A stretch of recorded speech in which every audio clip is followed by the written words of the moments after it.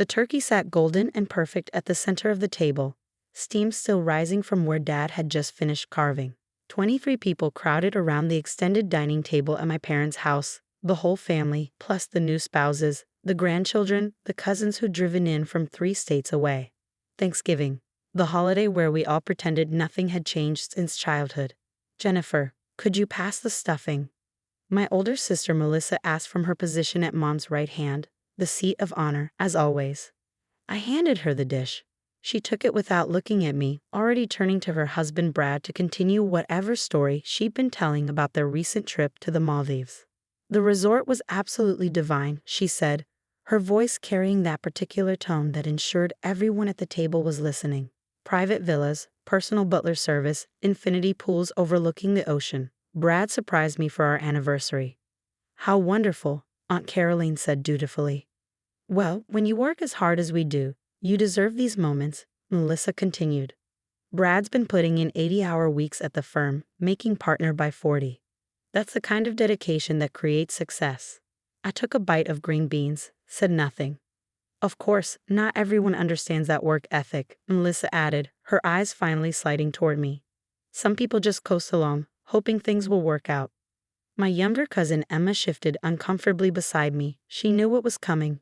We all did. Melissa, Mom said quietly, a warning. What? I'm just making conversation. Melissa smiled, bright and sharp. Jennifer's been doing well lately, haven't you, Jen? That little tech thing finally took off? It's doing fine, I said. Fine, that's so modest. She turned to the table, gathering her audience. Jennifer's company went public last year, made quite a splash.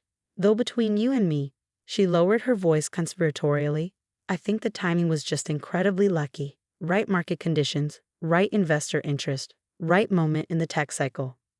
Brad nodded along. The market's been favorable for tech IPOs. A rising tide lifts all boats. Exactly, Melissa said. I mean, Jennifer worked on her little app for what, 4 years? But plenty of people work hard and don't see results. The difference is luck, being in the right place at the right time. Uncle Robert cleared his throat. I think Jennifer's success is more than just.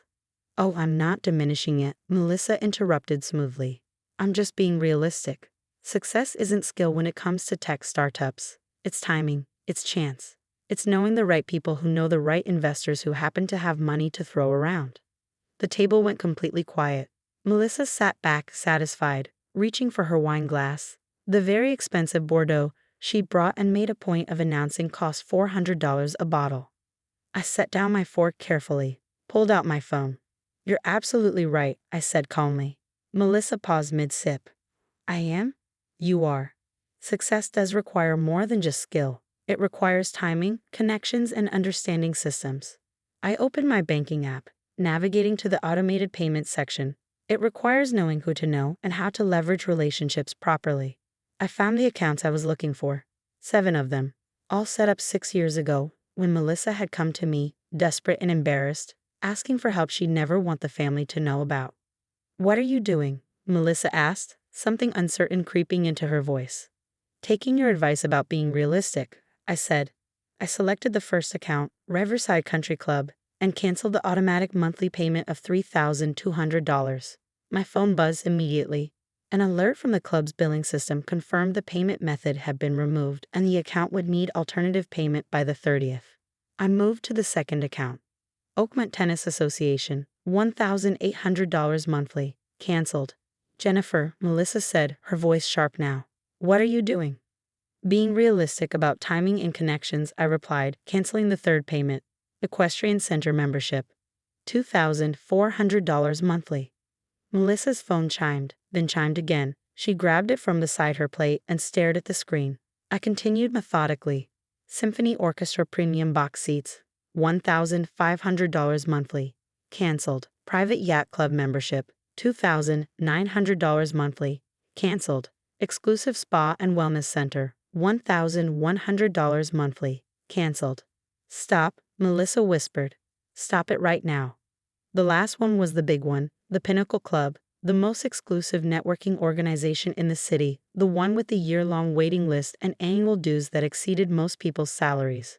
$106,000 per year, charged monthly at $8,833. I canceled it. Melissa's phone rang. She stared at it like it might bite her. That's probably the pinnacle, I said conversationally. Their system automatically flags any payment disruption for premium members. They'll want to verify your new payment method before they revoke your access. You can't do this, Melissa said, her face pale. Actually, I can. Those memberships aren't in your name, Melissa. They're in mine. You're listed as an authorized user on my accounts because 6 years ago, you came to me privately and explained that Brad's student loans and your lifestyle expenses meant you couldn't afford the memberships your social circle expected you to have. The table had gone absolutely silent. Even the kids at the children's table had stopped talking. You asked me not to tell anyone, I continued. You said it would be humiliating if the family knew. So I set up automatic payments through shell accounts that made it look like the charges were coming from your own credit cards. I've been paying $106,700 annually for your memberships for 6 years. That's $640,200 total. Mom's hand had gone to her mouth. Plus the emergency loans, I added, pulling up another app. The $35,000 when Brad's car lease company threatened repossession.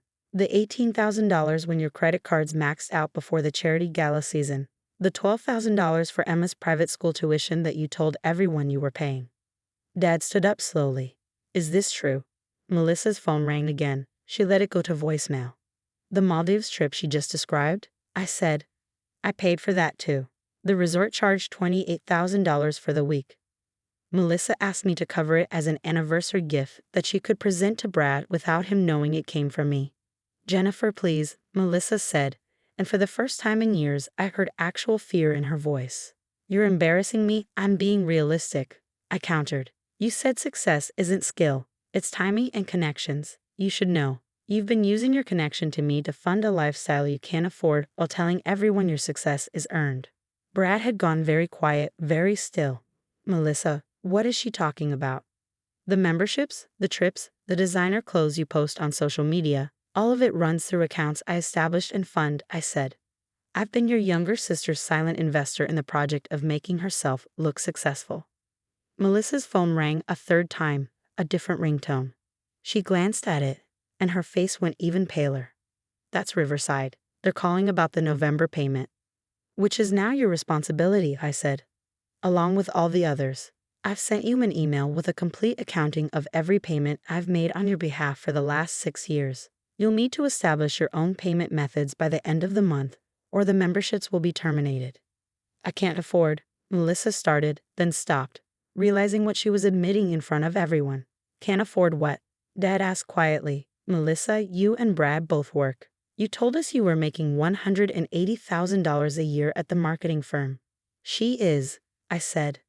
And Brad makes $165,000 as a senior associate. That's $345,000 in household income. But they also have $340,000 in student loan debt, a $4,800 monthly mortgage on a house they bought to impress Brad's partners, 2 leased luxury cars at $2,200 monthly combined, and a spending pattern that consistently exceeds their income by $5,000 to $7,000 per month. I'd done the analysis 2 years ago, when Melissa's requests for loans had started coming every 6 to 8 weeks. I even hired a financial analyst to review everything and tell me exactly where the money was going. How do you know all this? Brad demanded. Because every time Melissa asked for money, I required documentation, bank statements, credit card bills, loan agreements. I wanted to understand the full picture before I kept enabling it. I looked at my sister. I've given you over $750,000 in the last 6 years, Melissa, and in exchange, you've told everyone I'm just lucky. Aunt Caroline broke the silence. $750,000? $743,200, I confirmed. I have spreadsheets. The memberships total $640,200. The emergency loans add another $103,000. None of it has been repaid because Melissa always promised she'd pay me back when things stabilized. But things never stabilized, because she kept spending money she didn't have. Melissa stood abruptly, her chair scraping against the hardwood. You're really going to do this? Here? At Thanksgiving? In front of everyone? You did it first? I said calmly. You sat here and told everyone my success was luck, that I didn't earn it, that I just happened to be in the right place at the right time. You did that while wearing a dress I paid for, drinking wine I paid for, planning to go home to a club membership I paid for. That's different. How? How is it different? I stood too, meeting her eyes across the table. You've been presenting a life funded by my luck while dismissing my actual work. My company didn't succeed because of timing. It succeeded because I spent 4 years coding 18-hour days, because I pitched to 73 investors before one said yes, because I hired the right team and built something that solved a real problem. My phone buzzed again, an email from Oakmont Tennis Association confirming my payment method had been removed and requesting that Ms. Melissa Grant provide her own billing information within 72 hours. Your phone's going to keep ringing, I told Melissa. All the clubs will reach out within the next hour. They'll all want payment verification. You'll need to give them actual credit cards that actually work and actually have enough credit available to cover the charges. I don't have that kind of credit available, Melissa said, the admission coming out as barely a whisper. Then you'll need to cancel the memberships, I said. Call them, explain you can no longer afford them, and terminate your access. It's what everyone else does when they can't pay for something. But I've built my entire network through those clubs, she said desperately. My clients, my connections, my reputation. Your reputation built on my money, I finished. A reputation you just used to diminish my accomplishments in front of our entire family. Dad had sat back down, looking suddenly older. Why didn't you tell us?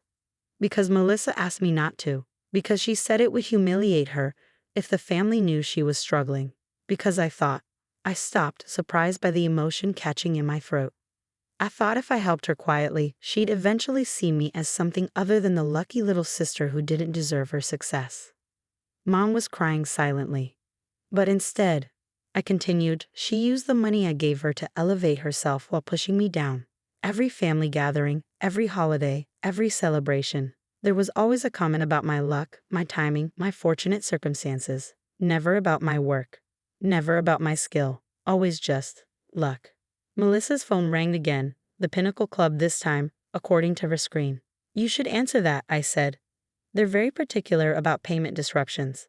If you don't establish a new payment method within 24 hours, they'll terminate your membership and you'll go back on the waiting list. Current wait time is 18 months.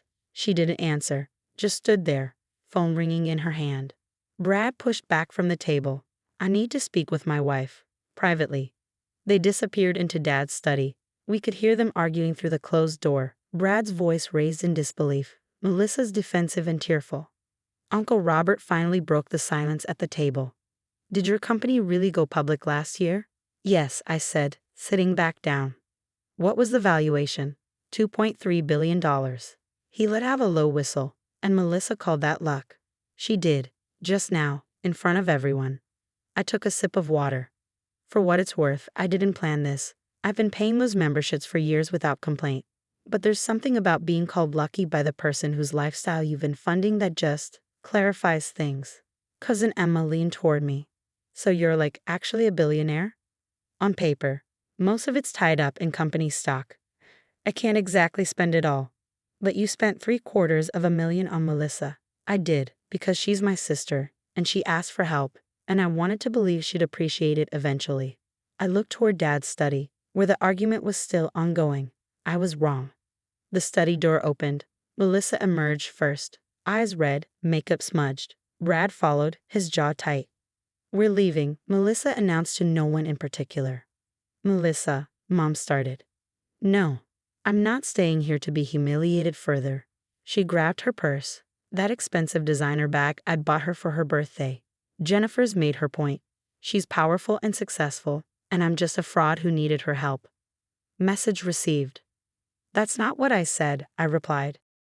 It's what you meant. She stopped at the doorway, turned back to me. You want to know why I called your success luck? Because it is luck, Jennifer. You got lucky with timing, lucky with investors, lucky with everything. And you get to be generous and magnanimous because things worked out for you. But the rest of us, we're just trying to survive in a world that expects us to look successful before we've actually made it. So you lied, I said simply, to everyone, including your husband. Brad's face confirmed he hadn't known the extent of it. I maintained appearances, Melissa corrected. That's what successful people do. They project confidence and success until it becomes real. You'd understand that if you'd ever had to actually struggle for anything.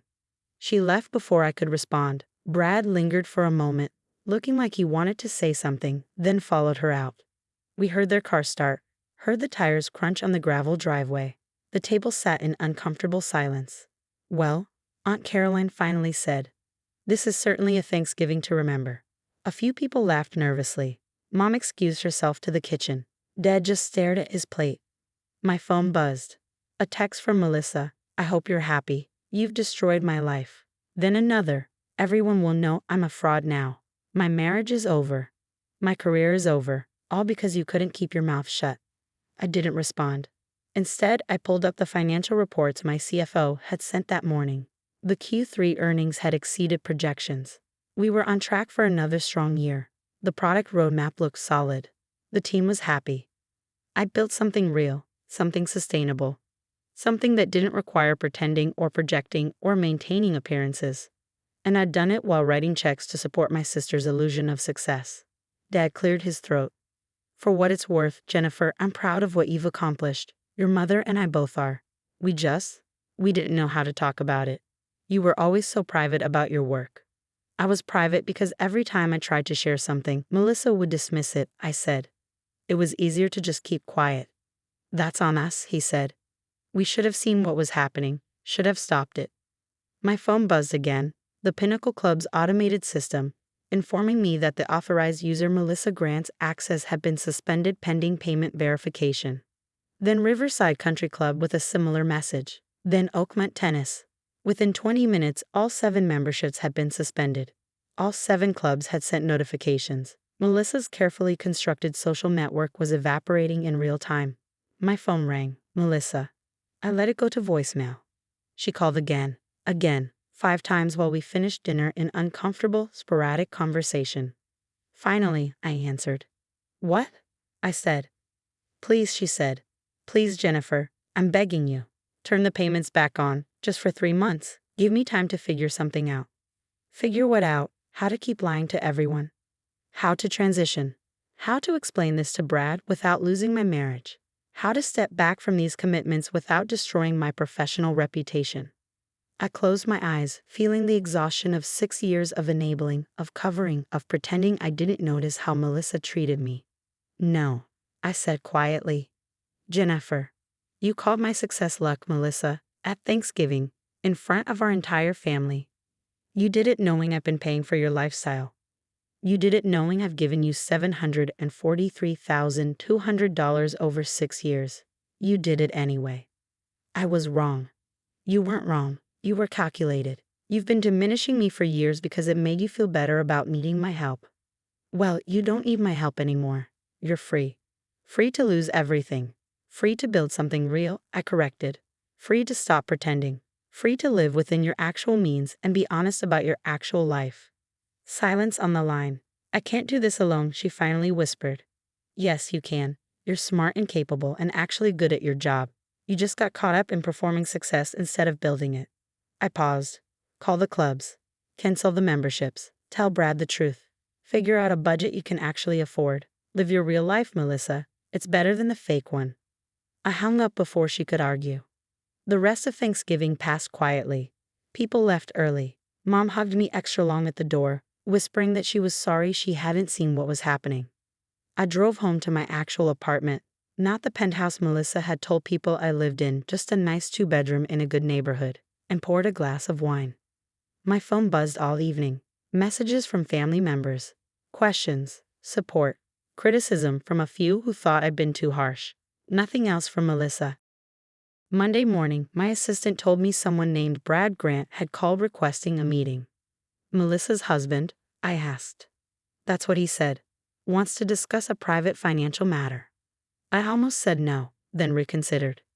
"Set it for Wednesday, 30 minutes. When Brad arrived, he looked tired, older than he had at Thanksgiving. "I didn't know," he said, sitting across from me in my office, "about any of it. The memberships, the loans, the money. She told me we were handling everything ourselves." "I know. We've been fighting for 4 days straight." She admitted everything, every club, Every purchase, every lie. He rubbed his face. I don't even know who I married. You married someone who was scared, I said. Scared of not measuring up. Scared of being seen as less than. Scared of admitting she needed help. She took $750,000 from you. I gave it to her. There's a difference. He looked up at me. Why? Because she's my sister. Because she asked. Because I thought if I helped her enough, she'd eventually stop needing to tear me down to build herself up. I shrugged.